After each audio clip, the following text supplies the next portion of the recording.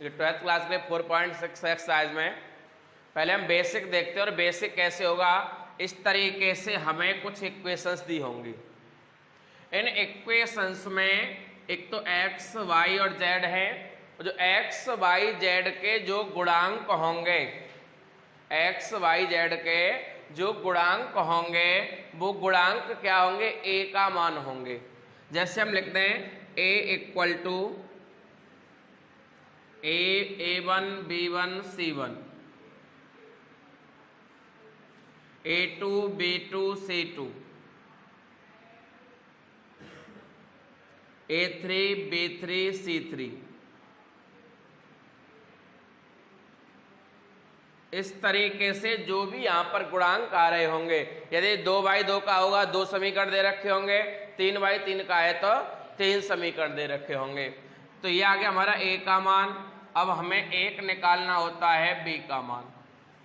जो भी x Y Z को छोड़ करके अचर संख्याएं आ रही होंगे, यानी ये वाले मान, ये सभी मान किसके होते हैं, बी के।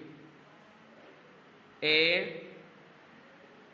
वी और सी, ये बी के मान हो गए। और एक आ गया एक्स बराबर जो भी यहाँ पर चर मान होते हैं, वेरिएबल नंबर्स होते हैं, उनको रख लिया जाता है। जैसे एक्स वाई और जो समीकरण में आ रहे होते हैं। तो सबसे पहला काम है कि हमें इन समीकरणों को इस तरीके से डिवाइड करना है। ऐसे ए बी और एक्स के मान निकालने हैं। फिर हमें ये कहता है कि आप व्यूह विधि से एक्स वाई जेड के मान निकालिए, यानी हमसे कहा जाएगा कि आप व्यूह विधि से एक्स वाई व जेड के मान ज्ञात करो। अब हमें आप व्यूह विधि से मान ज्ञात करने हैं, तो कैसे करेंगे? तो इसका सूत्र होता है ए इनवर्स इंटू बी बराबर एक्स। ठीक है, तो यानी पहले जो ए के मान दे रखे होंगे उनका हमें ए इनवर्स निकालना है, व्युत्क्रम करना है, और व्युत्क्रम करने के पश्चात बी के मान में उसका गुणा करना है। यानी ए इनवर्स इंटू बी बराबर किसके होगा, और एक्स के मान क्या है, एक्स वाई और जेड, और इनकी आपस में तुलना करेंगे तो हमें एक्स वाई और जेड के मान मिल जाएंगे। तो सबसे पहला काम है हमें ए बी और एक्स के मान ज्ञात करने हैं। फिर करना है A inverse V into X. A inverse निकालना पिछली एक्सरसाइज सीख चुके हो, तो परेशानी कोई आएगी नहीं। तो ए इनवर्स इंटू बी करेंगे, दोनों का मल्टीप्लाई करके एक ऐसा ही एक स्तंभ बन जाएगा। और स्तंभ एक्स के बराबर वाला एक्स का मान, वाई के बराबर वाला वाई का, और जेड के बराबर वाला जेड का मान हो जाएगा। देखिए एक आता है हमारा यहाँ पे, हमें दो चीजें और देखना है। संगत मान क्या होते हैं, जहां पर modulus A does not equal हो, यानी मोड ए का मान 0 नहीं आना चाहिए। और असंगत मान क्या होते हैं, तो इसका उल्टा हो जाएगा, यानी मोड ए इक्वल 0। ठीक है, तो क्वेश्चन नंबर 1 देखते हैं। क्वेश्चन नंबर 1 दिया है हमें, और एक क्वेश्चन नंबर 1 to 6 हमें संगत और असंगत मान ही पूछे केवल। ठीक है, अब ध्यान देना है, ये आ जाएगा हमारा पहला है x + 2y equal to 2, 2x + 3y equal to 3। ठीक है, अब यहां से हम a का मान बनाएंगे, तो ये x a1 b1 a2 b2। a1 का मान क्या है, यहाँ पे कुछ आ रहा है, कुछ नहीं है, तो एक मान लेंगे, 2 2 3। b का मान क्या दे रखा है, 2, 2 और 3। x का मान है x और y। ध्यान दीजिए, देखो इन दोनों से हमें कोई भी मतलब नहीं है, क्योंकि यहाँ केवल संगत पूछ रहा है। क्या पूछ रहा है? संगत और असंगत पूछ रहा है। देखिए ध्यान रखना है, आपने मोड ए निकाल लीजिए। मोड ए क्या होता है भैया? 2/2 का है, तो क्या करेंगे? क्रॉस 3 एकन माइनस 2 दूनी 4 बराबर कितना आ गया? -1 आया। तो कह सकते हैं mode A does not equal 0, अतः संगत मान है। यानी प्रश्न नंबर 6 तक हमें केवल संगत और असंगत ही बताना है। ठीक है, देखिए क्वेश्चन नंबर 7 4.6 से यहां हमें इसका x और y के मान निकालने हैं। पर निकालने कैसे भैया? भाई डायरेक्ट तो हम विलोपन विधि से, प्रतिस्थापन विधि से या गुणनखंड विधि से निकाल सकते हैं, परंतु यहाँ में स्पष्ट दिया हुआ है कि आव्यूह विधि से ही मान निकालना है। अब तो यहाँ ध्यान दीजिए, पहले a निकाल लो। a क्या हो जाएगा? 5 2, यानी x और y के गुणांकों को लेंगे। b बराबर 4 और 5 और x बराबर x और,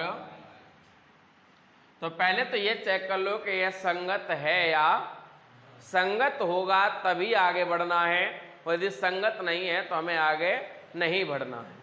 तो संगत के लिए पहले मोड ए निकाल लो।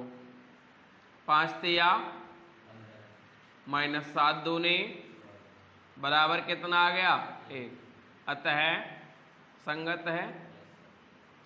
देखो यदि ये मोड ए का मान 0 आ जाए तो हम यही लिख देंगे यह असंगत है, इसका हल नहीं होगा। अब यहां ये संगत है तो इसका हल हो सकता है, तो हमें क्या करना है? पहले ए इनवर्स निकालना है। इसका सूत्र क्या होता है? मैंने अभी एक सूत्र लिखवाया था कि x बराबर होता है ए इनवर्स बी, यही तो होता है। तो पहले हमें क्या निकालना है? भाई हमारे पास x का मान है, b का मान है, परंतु ए इनवर्स का मान नहीं है। तो पहले हम सबसे पहले ए इनवर्स फाइंड करेंगे। तो ए इनवर्स के लिए पहले A11 निकाल लो। -1 की पावर 1 और 1, A11 पहली पंक्ति पहला कॉलम खत्म, कितना आ गया? बराबर 3। A12 निकाल लो। -1 की पावर 3 मल्टीप्लाई पहली पंक्ति दूसरा कॉलम खत्म, कितना आ गया? वो भी किसका? माइनस का। ठीक है, क्योंकि विषम संख्या है, जब विषम संख्या घात होती है तो इसके चिन्ह बदल जाते हैं। उसके बाद आ जाएगा A21 -1 की पावर 3 मल्टीप्लाई 21 दूसरी पंक्ति पहला कॉलम, कितना आ गया? 2, ये भी माइनस के 2। उसके बाद आ जाएगा A22 -1 की पावर 4 मल्टीप्लाई दूसरी पंक्ति दूसरा कॉलम खत्म, कितना बच गया? 5। ठीक है भैया, ये हमारा मान आ गया। अब निकालेंगे हम एड जॉइंट ए।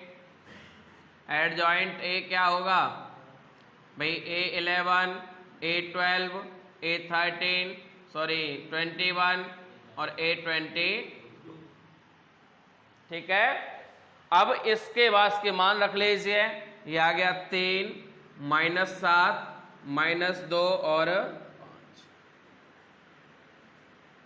ये किसका मान आ गया? एड जॉइंट ए का।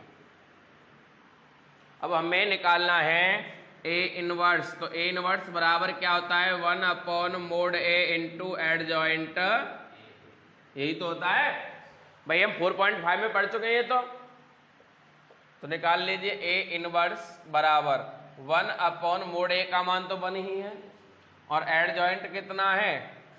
3 -2 -7 और 5। ठीक है, यही आ जाएगा ए इनवर्स का मान। अब इसको इसमें रख दीजिए भाई। x बराबर होता है ए इनवर्स बी। x बराबर ए इनवर्स बी। तो x का मान क्या है? x और y बराबर ए इनवर्स का 3 -2 -7 और 5। इंटू बी का मान क्या है 4 और 5, तो ये आ गया x और y का मान 3 चौक 12 माइनस 5 दूनी 10, और इसके बाद नीचे वाला ले लिए 7 चौक 28, 5 पंजे 25, ये आ जाइए x y बराबर 12 में से 10 गया तो 2 बचा, और 28 में से 25 गया तो माइनस का 3 बचा। तो अब ध्यान दिए, तुलना कीजिए, x बराबर क्या आ गया 2 और y बराबर क्या आ गया -3। ये हो गए हमारे आव्यूह विधि से x और y के मान। देखिए आगे हमारे 3/3 के हैं, तो उनमें से भी एक देखेंगे, और इसी तरीके से हमें क्या निकालना x और y के मान फाइंड करने। बोर्ड एग्जाम में इस प्रकार का एक क्वेश्चन 100% आएगा, तो ये आ जाएगा हमारा 101%, एक क्वेश्चन अवश्य आएगा इसमें से।